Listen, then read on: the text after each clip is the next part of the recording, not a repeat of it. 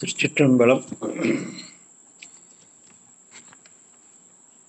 ஆதியாய் நடுவுமாகி அளவிலா அளவுமாகி சோதியாய் உணர்வுமாகி தோன்றிய பொருளுமாகி பேதியாய் ஏகமாகி பெண்ணுமாய் ஆணுமாகி போதியா நிற்கும் தில்லை பொதுநடம் போற்றி போற்றி என்று அம்பலக்கூத்தனை வணங்கி கொண்டு இந்த அற்புதமான காப்பியத்தை நமக்கு அருளி செய்த சேக்கிழார் பெருமானை தில்லைவாழ் அந்தனரே முதலாக சீர்படைத்த தொல்லையதாம் திருத்தொண்ட தொகையடியார் பதம் போற்றி ஒல்லையவர் புராண கதை உலகறிய விரித்துரைத்த செல்வமலி குன்றத்தூர் சேக்கிழார் அடி போற்றி என்று சேக்கிழார் பெருமானுடைய திருவடிகளை வணங்கி கொண்டு திருநின்ற செம்மையே செம்மையா கொண்ட திருநாவுக்கரசருடைய வரலாற்றை நாம் பார்க்கலாம். சென்ற வாரம் நம்ம அதை தொடங்கினோம்.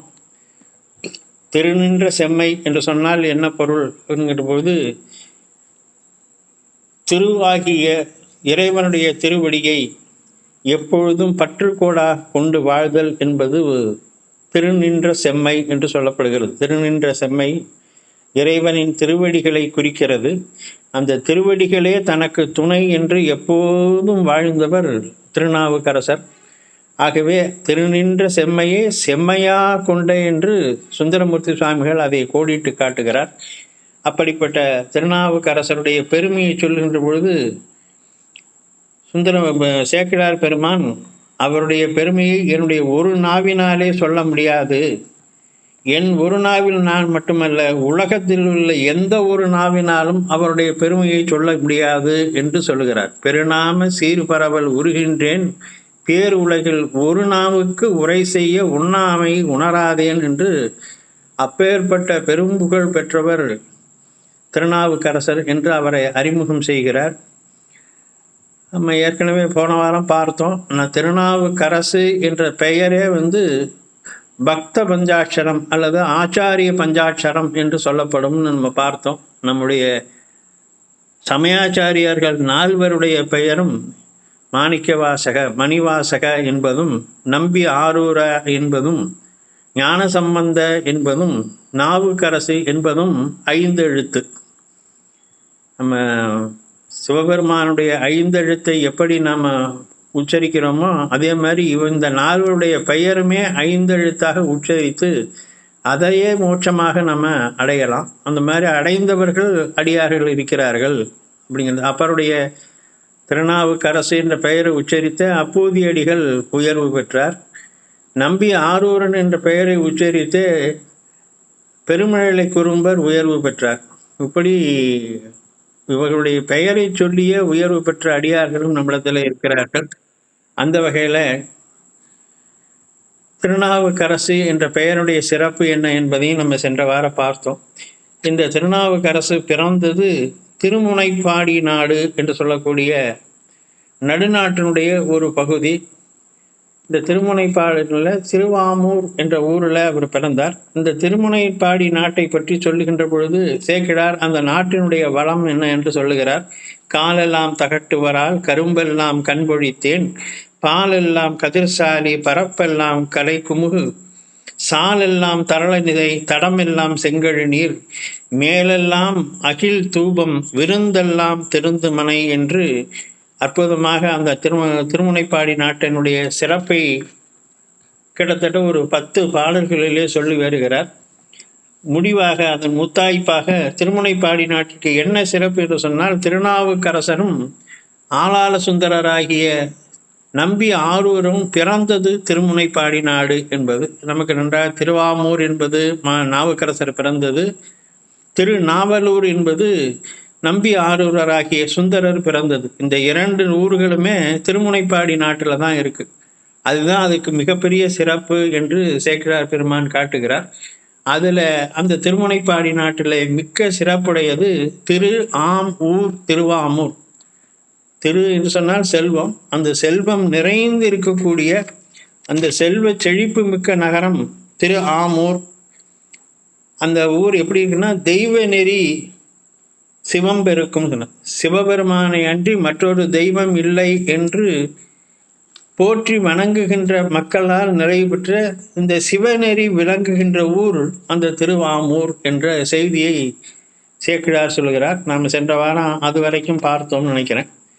அதனைத் தொடர்ந்து அந்த திருவாமூருடைய சிறப்பாக மேலும் பல பாடல்கள் சொல்லுகிறார். அதில் ஒரு பாடல், ஆங்குவன முளைகள் சுமந்து ஆங்குவன மகளிர் இடை ஏங்குவன நூபுரங்கள் இறங்குவன மணிக்காஞ்சி ஓங்குவன மாட நிறை ஒழுகுவன வழியில் அறம் நீங்குவன தீங்கு நெறி நெருங்குவன பெருங்குடிகள் என்று அந்த ஊரை பற்றியும் அந்த ஊரில் இருக்கக்கூடிய மக்களை பற்றியும் ஒரு செய்தி சொல்லுகிறார். ஆங்கு வனமுலைகள் சுமந்து அணங்குவன, அதாவது கஷ்டம், உடம்பு நோவு அப்படின்னு சொன்னால் மக்களுக்கு எந்த விதமான நோவும் இல்லையா. யாருக்கு நோவு இருக்குன்னா பெண்களுக்கு இருக்கான். ஏன் பெண்களுக்கு இருக்குன்னு சொன்னால் அவர்களுடைய மார்பகங்கள் பெரிதாக இருக்குது, ஆனால் இடுப்பு ரொம்ப சிறிதாக இருக்கிறதாம். சிற்றிடை, அந்த சிற்றிடையினால அந்த பெரிய மார்பகங்களை தாங்க முடியாமல் அவங்களுக்கு இடுப்பெல்லாம் வலி காணுகிறது. இதை தவிர வேறு மக்களுக்கு எந்த விதமான வலியும் இல்லை, எந்த நோவும் இல்லை அப்படின்னு சொல்லுகிறார். ஏங்குவன நூபுரங்கள், அந்த மாதிரி காலில் இணைந்திருக்கக்கூடிய அந்த கொலுசினுடைய சத்தம் அதுதான் கேட்குது ஒழிய அவலக்குரல்கள் இங்கே கேட்கல. எனக்கு துன்பம் ஏற்பட்டு விட்டது என்று யாரும் அழுகின்ற குரல் அங்கே கேட்கலையாம்.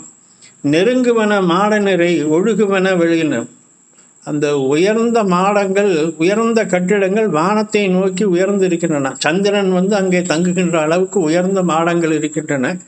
ஆனால் ஒழுகில் அறம், அங்கே யாரும் அறத்தை நீங்குவது இல்லை, தர்மத்தை விட்டு நீங்குவது, அதர்மமான காரியங்களை செய்வது இல்லை.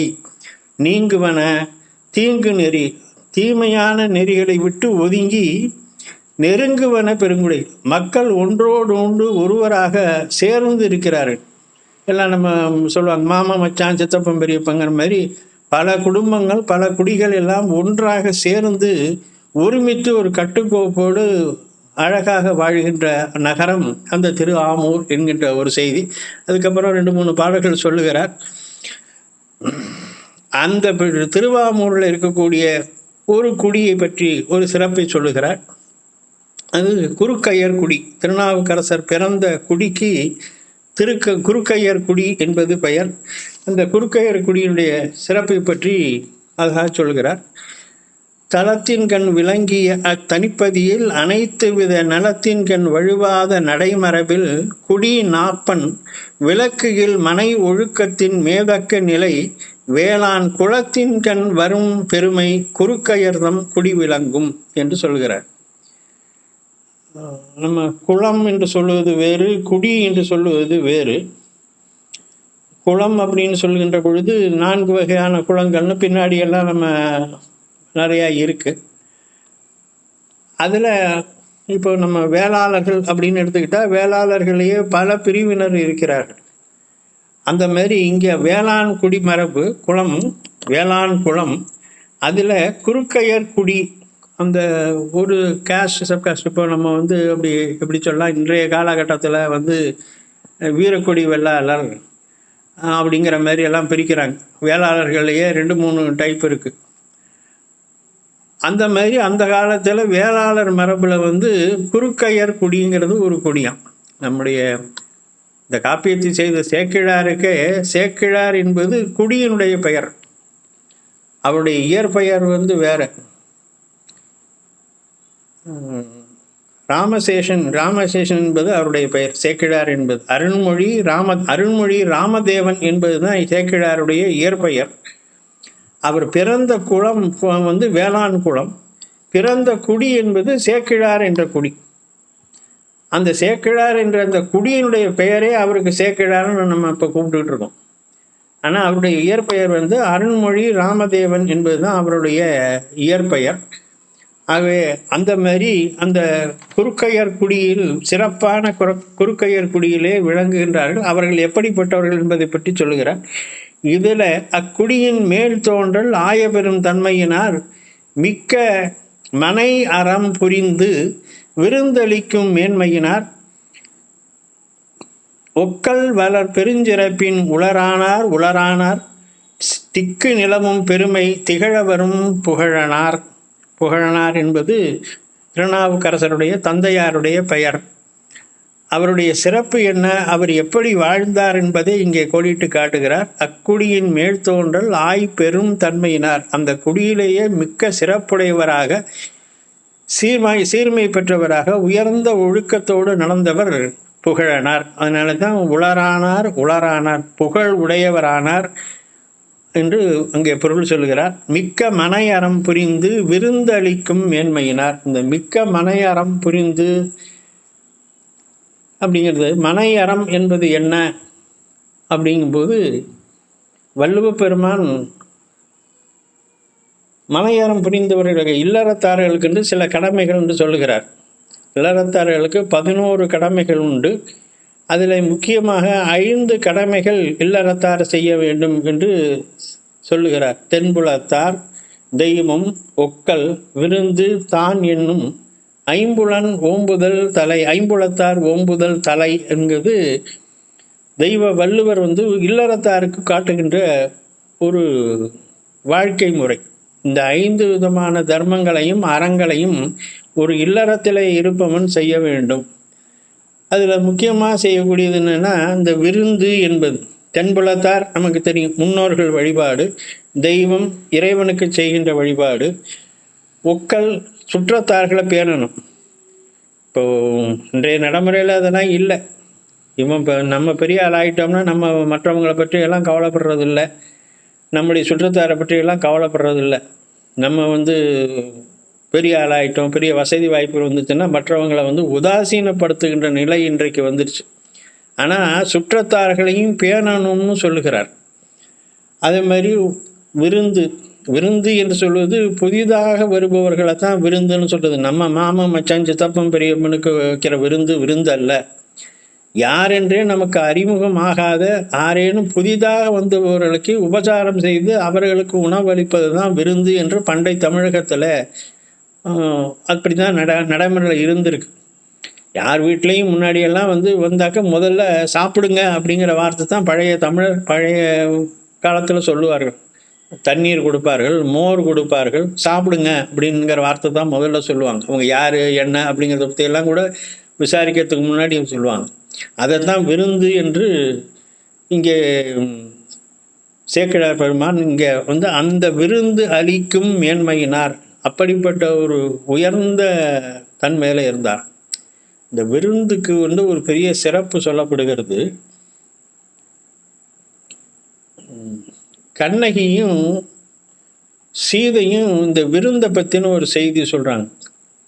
கம்பராமாயணத்தில் சொல்லுகின்ற பொழுது, சீதை அசோகவனத்தில் அங்கே தனித்திருக்கும்போது நினைந்து அழுகிறாளாம். என்ன நினைந்து அழுகிறாள் அப்படிங்கும்போது கம்பன் ஒரு செய்தியை காட்டுகிறான்.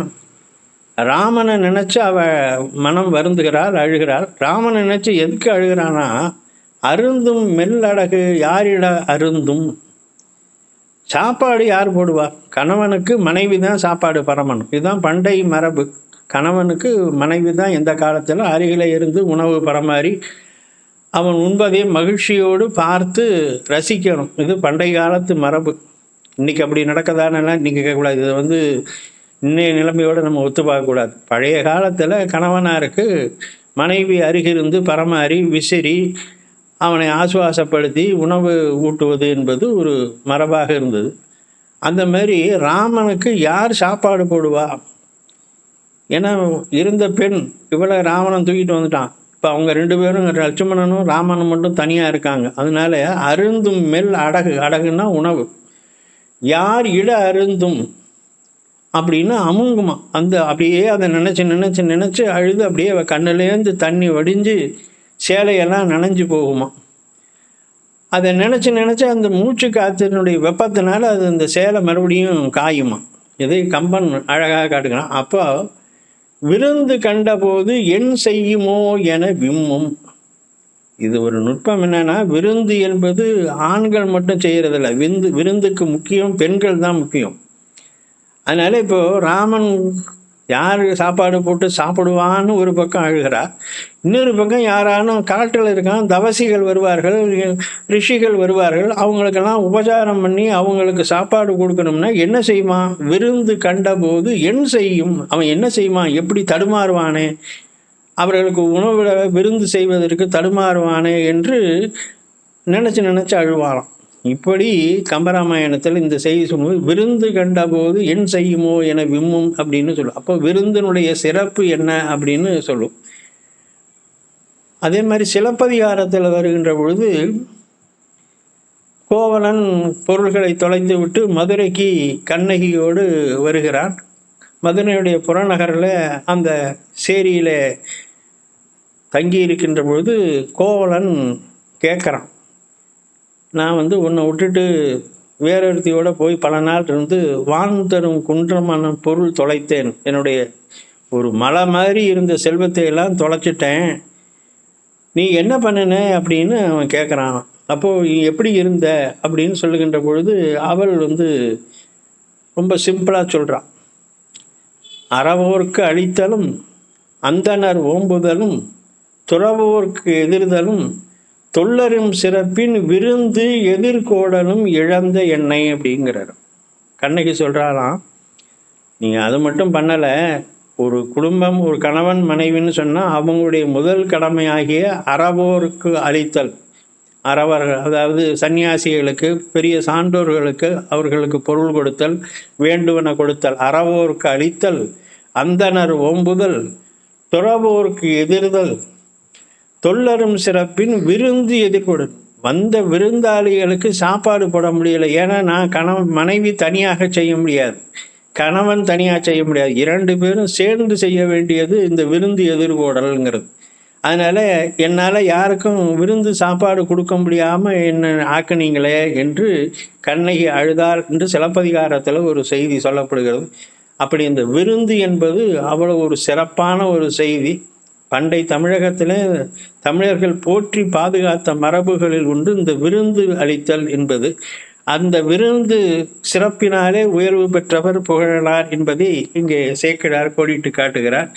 புகழனார் தமக்கு உரிமை பொருவில் குலக்குடியின் கண் மகிழவர் மனம் புனிந்த மாதினியார் மணிவயிற்று. அப்புறம் அவருடைய அடுத்த பாடலுடைய மனைவியை பற்றி சொல்கிறார். திருநாவுக்கரசு நாயனுடைய தாயாரை பற்றி சொல்கின்றார். மாதினியார் என்பது அவருடைய பெயர்.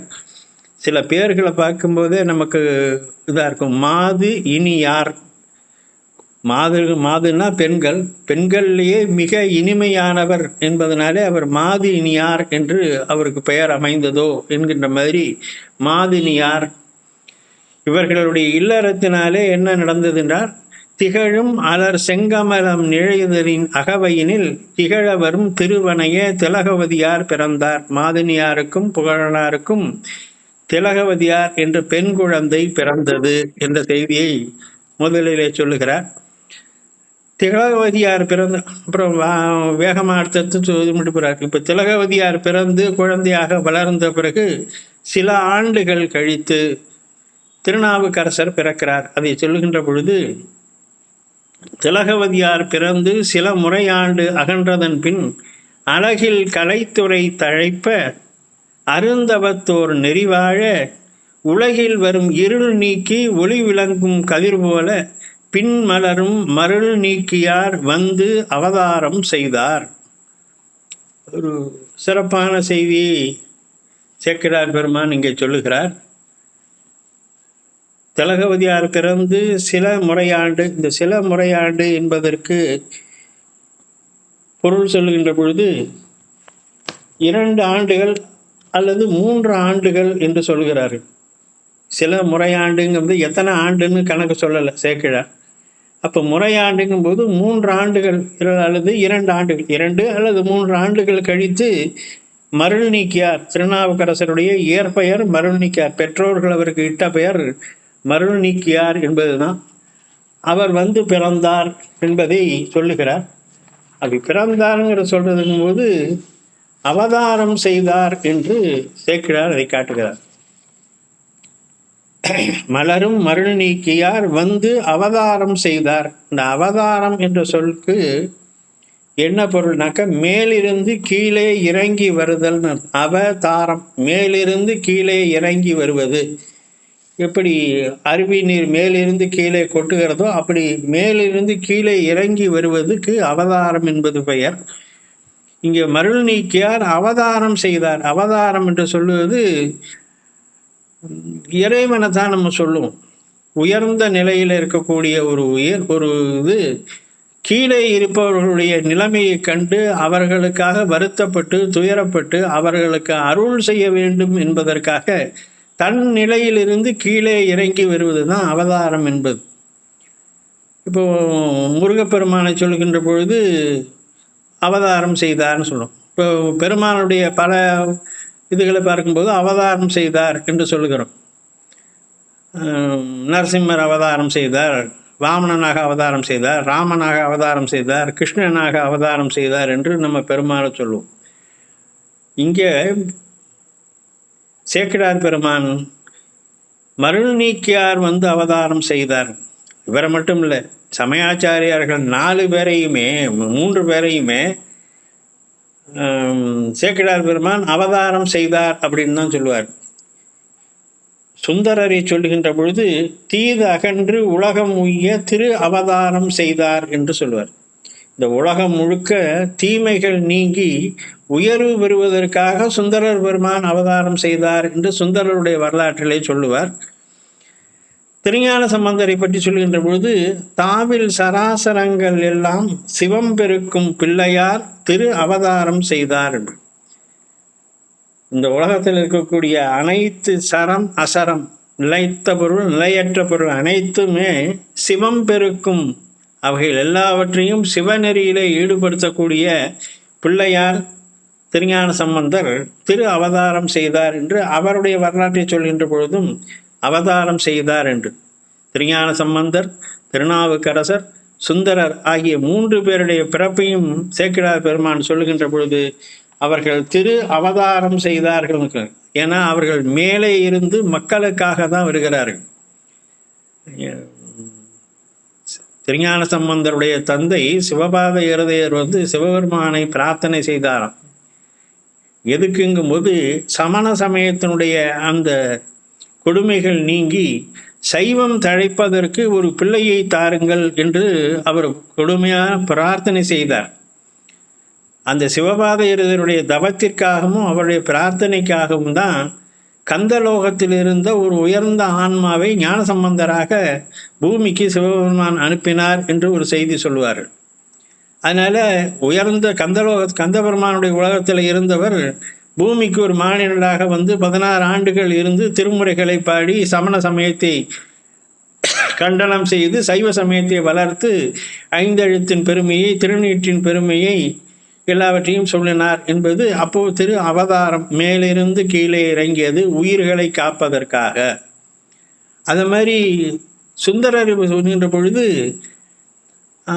சேக்கிழார் பெருமானாக சொல்லுவார், மாதவம் செய்த தென்திசை வாழ்ந்திட தீவில்லா திரு தொண்ட தொகை தர என்று சொல்வார். இந்த 2 காரணத்துக்காக அவர் அங்கேருந்து கைலாய மலையில் சிவபெருமானுக்கு பக்கத்தில் நின்று திருநீற்று பையை தாங்கி கொண்டிருந்த சுந்தரர் பெருமானை பூமியில் போய் பெற என்று பெருமான் இறக்கி விட்டார். எதுக்குன்னா இந்த உலகத்திற்காக மாதவம் செய்த தென் திசை வாழ்ந்திட தீவில்லா திரு தொண்ட தொகை தர, அடியார்களுடைய வரலாறு உலகத்துக்கு தெரியணுங்கிறதுக்காக அவர் அனுப்பினார். அப்போ கைலாயத்தில் இருந்த அவர் கீழே அவதாரம் செய்தார், மக்களுக்காக கீழே இறங்கினார். அதே மாதிரி திருநாவுக்கரசரும் கைலாயத்திலே வாகீசர் என்ற முனிவராக இருந்தவர் மக்களுக்காக தொண்டு நெறியை காட்டுவதற்காக, இந்த சரியை தொண்டை காட்டுவதற்காக, உலக மக்களுக்கு உய்விப்பதற்காக கைலாயத்திலிருந்து கீழே இறங்கினார். ஆக 3 பேரும் அவதாரம் செய்தார்கள் என்று சேக்கிழார் பெருமான் காட்டுகிறார்.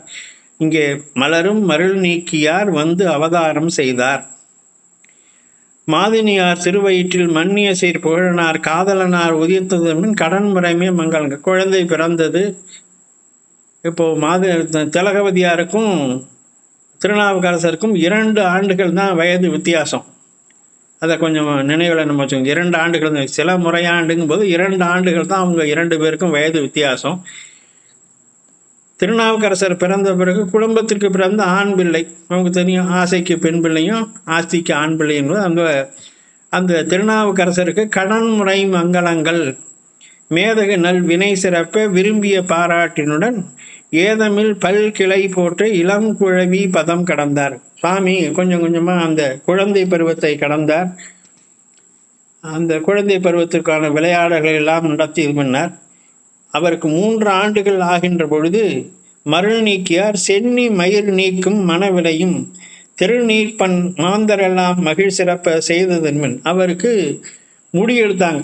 நம்ம இன்றைய காலத்தில் இப்போ ஓராண்டு முதலாண்டு ஆன உடனே கோயிலில் போய் முடி எடுத்து காது குத்தி சடங்குகள் செய்வது போல அவருக்கு 3 ஆண்டுகளில் அவருடைய மயிர் நீக்கும் அவருடைய முடியை எடுக்கின்ற அந்த நிகழ்ச்சியை புகழனார் செய்தார். பொருள் நீத்தம் கொலை வீசி புலன்கொழுக மனம் இழுத்த சுருள் நீக்கி மலர்விக்கும் கலை பயில தொடங்கி வைத்தார். அவருக்கு அக்ஷராபியாசம் என்று சொல்லக்கூடிய எழுத்து பயிற்சியை தொடங்கி வைத்தார். இது பண்டை மரபு. அந்த மாதிரி 3 ஆண்டுகள் ஆன உடனே இப்போ நம்ம ப்ரீகேஜின்னு ஸ்கூலில் கொண்டே சேர்த்துடுறோம். பண்டை காலத்தில் வீடுகள்லேயே அக்ஷராபியாசம் என்று நெல்லிலேயோ அரிசியிலேயோ ஹரி ஓம் என்று முதலிலே எழுதி குழந்தையை எழுதச் சொல்லி இந்த நாக்கிலை தேன் தடவி அவர்களுக்கு இந்த முதல் எழுத்தை ஆ என்ற முதல் எழுத்தை அவர்களுக்கு பயிற்றுவிப்பார்கள். அந்த பயிற்சியை அவருக்கு செய்தார்களாம். சுருள் நீக்கி மலர்விக்கும் கலை பயில தொடங்கி வைத்தார். அக்ஷராபியாசம் அவருக்கு 3 வயதில், இந்த 3ங்கிறது கூட நம்ம 3 அல்லது 5 வயதில் கூட நம்ம எடுத்துக்கலாம். எனக்கு சிறு வயதில் குழந்தையாக இருந்தார். குழந்தை விளையாட்டுகள் எல்லாம் விளையாடினார். அவருக்கு தலைமுடியை எடுக்கின்ற சடங்குகள் செய்யப்பட்டு அவருக்கு அக்ஷராபியாசம் என்று சொல்கின்ற எழுத படிக்க தொடங்குகின்ற பயிற்சி செய்யப்பட்டது. இதே மாதிரி நமக்கு முன்னொருத்தருக்கு செஞ்சாங்க. நம்ம ஏற்கனவே ஒருத்தர் வரலாறு பார்த்தோம். கண்ணப்ப நாயனார் வரலாற்றில் அவருக்கு 12 வயது ஆன பொழுது சிலை பிடிப்பித்தார்கள் அப்படின்னு ஒரு செய்தியை நம்ம பார்த்தோம். அவர்கள் கண்ணப்ப நாயனார் வேடன் என்பதனால வில்வித்தை அவர்களுக்கு பயிற்சி கொடுக்கப்பட்டது. அந்த வில்வித்தை பயிற்சிக்காக ஒரு பெரிய விழாவெடுத்து அவருடைய 12வது வயதில் வில் பிடிப்பதற்கு வெல்லை எப்படி பிடிக்கணும், அம்பை எப்படி அதில் தொடுக்கணும் என்பதற்கு பயிற்சியை தொடங்கினார்கள் என்று கண்ணப்ப நாயனார் வரலாற்றில் நம்ம பார்த்தோம். அதே மாதிரி இங்கே இவருக்கு அக்ஷராபியாசத்தை தொடங்கினார்கள் என்ற செய்தி வருகிறது. அதை தொடர்ந்து அவர் சிறப்பாக படிக்கிறார். பலவிதமான நூல்களை எல்லாம் அவர் கற்கிறார் என்று சொல்லுகிறார். இங்கே தந்தையார் கனிமகிழ்ச்சி தலை சிறக்க முறைமையினால் சிந்தை மலர்ந்து எழும் உணர்வில் செழுங்கலையின் திறங்கள் எல்லாம் முந்து முறைமையில் பயின்று முதிர அறிவு எதிரும் வகை மைந்தனார் மறு ஒழித்த இளம்பிறை போல் வளர்கின்றார். இளம்பிறை போல எப்படி பிறையானது கொஞ்சம் கொஞ்சமாக வளர்ந்து முழு பௌர்ணமி நிலவாக ஆகின்றதோ அப்படி அவர் பல நூல்களையும் படித்து மிக்க அறிவுள்ளவராக ஆகின்றார். ஒரு செய்தி, நம்ம நாயன்மார்கள்லேயே மிக அதிகமாக படித்தவர் நூலறிவு மிக்கவர் என்பது அப்பரடிகள் மட்டும்தான். மற்றவர்கள் யாரும், கண்ணப்பர் எதுவுமே படிக்கலை. பள்ளிக்கூடம்னா என்னன்னு தெரியாது கண்ணப்பருக்கு. அவர்களுடைய தொழில் சார்ந்த படிப்பை தவிர வேறு ஒன்றும் நூல்கள் எல்லாம் படிக்கலை. மற்றவர்கள்லாம் ஒன்றும் ஏதோ சிறிதளவு படித்திருப்பார்கள். ஆனால் பெரிய புராணத்தில் காட்டப்படலை அவங்க என்ன படித்தாங்க, ஏது படித்தாங்கிறதுலாம் விரிவாக சொல்லப்படலை. ஆனால் ஓரளவுக்கு நமக்கு தெரிந்த வகையில் ஞானசம்பந்தருக்கு இறைவனாலேயே ஞானம் ஊட்டப்பட்டது. அதனால் அவர் தனியாக புத்தகம்லாம் எடுத்து வச்சு படிக்கலை. பால் குடித்த உடனே அவருக்கு பரஞானம் அபரஞானம்னு சொல்லக்கூடிய உலக அறிவு இறை அறிவு ரெண்டுமே அவருக்கு உணர்வில் தோன்றிடுச்சு. சுந்தரருக்கும் அதே மாதிரி அவர் கொஞ்சம் படித்தார். ஆனால் இறைவனுடைய அருள் அவருக்கும் இதாச்சு. ஆனால் நூல்களை முறையாக படித்து ஒரு பெரும் படிப்பு படித்தவர் என்பது அப்பரடிகள் தான். அதை தான் இங்கே சொல்லுகிறார்கள். முந்து முறைமையில் பயின்று முதிர. இதில் இன்னொரு செய்தி இருக்கு. அந்த முன்பிறவிகளில் நம்ம என்ன படித்தோமோ அந்த அறிவு அடுத்தடுத்த பிறவிகளில் நம்முடைய அறிவில் தங்கும் அப்படின்னு ஒரு செய்தி நம்முடைய மரபில் இருக்கு. ஒருமைக்கண் தான் கற்ற கல்வி ஒருவருக்கு எழுமையும் ஏமாப்பு உடைத்து என்று வள்ளுவர் அதை காட்டுகிறார். ஒரு பிறவியில் என்ன ஒன்றை கற்றுக்கொண்டிருந்தால் அதனுடைய தாக்கம் அடுத்தடுத்த பிறவிகள்லையும் அந்த அறிவு நம்மிடத்திலே கூடும் என்று சொல்லுகிறார்கள். அப்படி அந்த முன்னை பிறவி நீட்டம், இவர் ஏற்கனவே வாகீசர் என்ற முனிவராக கைலை மலையிலே இருந்தவர். ஆகவே ஒரு தவசீலராக முனிவராக இருந்ததுனாலே மிக்க அறிவுடையவராக நூல்கள் படித்தவராக இருந்திருப்பார். அந்த அறிவினுடைய தாக்கமும் இப்போது அவருக்கு சேருகிறது. அதனால மறு ஒழித்த இளம்பிறை போல் வளர்கின்றார். அந்நாளில் இப்படி இவருடைய வாக்கை சொல்லும்போது இப்போ என்னாச்சு, அவரோட கூட பிறந்த அவருடைய தமக்கையாராகிய திலகவதியாருக்கு ஆண்டு 6 முன் ஆக ஒத்த குல முதல் வேளாண் குடித்தலைவர் மின்னார் செஞ்சடை அண்ணல் மெய் அடிமை விரும்பும் உடையார் பொன்னாரும் மணிமௌலி புரவலன் பால் அருளுடையார். வயது 12 அந்த அம்மாவுக்கு. அப்போ இவருக்கு என்ன வயதாக இருக்கணும்? 10 வயதாக இருக்கணும். திலகவதியாருக்கு 12 வயது ஆன பிறகு அவருக்கு திருமணம் செய்ய பெற்றோர்கள் நிச்சயித்தார்கள். இது பண்டை காலத்தில் 12 வயது, பெண்ணுக்கு 12 வயதும் ஆணுக்கு 16 வயதுமாக அவர்களுக்கு திருமணம் செய்கின்ற ஒரு நிலையை பார்க்கிறோம். சுந்தரர் பெருமாளுடைய வரலாற்றுகளையும் பார்க்கிறோம். 16 வயதில் அவருக்கு திருமண கோலத்தில் இருக்கின்ற பொழுதுதான் இறைவன் அவரை தடுத்தாட்கொண்டார் என்பதை பார்க்கிறோம்.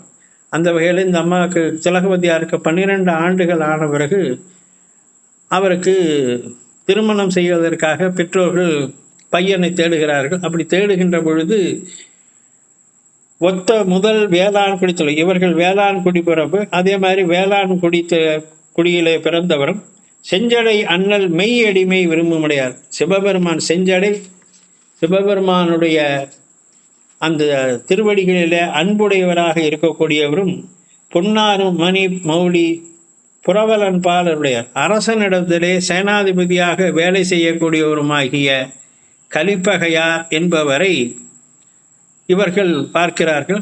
அவரும் கலிப்பகையார் என்பவர், அவரும் பெண் தேடி இப்படி விசாரிக்கிறாங்க. பழைய காலத்தில் ஆண்கள் தான் பெண்களை தேடுறதுன்னு ஒரு மரபு, பெண் பார்க்கறது அப்படின்னு இருந்தாங்க. இன்றைக்கு கொஞ்சம் மாறி போச்சு. பெண் வீட்டிலேருந்து மாப்பிள்ளை தேடுறதுன்னு ஆகிப்போச்சு. பழைய காலத்தில் பெண் தான் தேடுவார்கள். அதனால தான் பெண்ணுக்கு பரிசமிட்டு அழைத்து சென்று ஆண் வீட்டில் மாப்பிள்ளை வீட்டில் திருமணம் செய்து கொள்கின்ற மரபு பழைய காலத்தில் இருந்தது. இப்போ எல்லாமே உல்டாவாக ஆகிப்போச்சு. இங்கே அந்த மாதிரி கலிப்பகையாரும் அதை அந்த பெண்ணை தேடுகிறார். இவருடைய திலகவதியாரை பற்றிய செய்தியை கேள்விப்பட்டு அவர் தன்னுடைய பெரியோர்களை எல்லாம் அனுப்பி இந்த பெண்ணை கேட்பதற்கு அவர்கள் அனுப்புகிறார்கள். அவருடைய தன்மையையும் அரசனிடத்தில், அப்பொழுது அரசனாக இருந்தவன் மகேந்திரவர்ம பல்லவன் என்ற பல்லவ மன்னன். அவனிடத்தில் படைத்தலைவராக அவர் பணி செய்கிறார். இந்த வேளாளர்கள் படைத்தலைவர்களாகவும் இருந்திருக்கிறார்கள், விவசாயம் செய்கின்றவர்களாகவும் இருந்திருக்கிறார்கள், படைத்தலைவர்களாகவும் இருந்திருக்கிறார்கள். அந்த வகையில் அவர் படைத்தலைவராக அரசனுக்காக சென்று சண்டையிடுகின்ற அந்த தொழிலையும் அவர் செய்து வந்தார். ஏனாதிநாதர் அவருடைய வரலாற்றிலையும் நம்ம அதை பார்க்கலாம். அரசனுக்காக அவர் சண்டை செய்கிறவர் என்று பார்க்கிறோம். அந்த முறையில் அவர் பெரியோர்களை அனுப்பி பெண் கேட்டார்.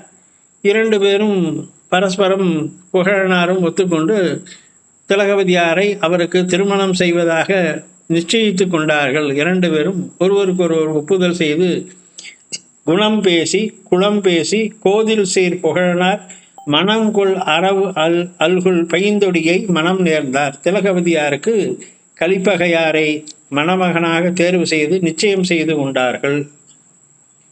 அதுக்கப்புறம் என்ன ஆச்சு, திருமணம் நடந்ததா என்பதை தொடர்ந்து நம்ம அடுத்த வாரத்தில் சிந்திப்போம்.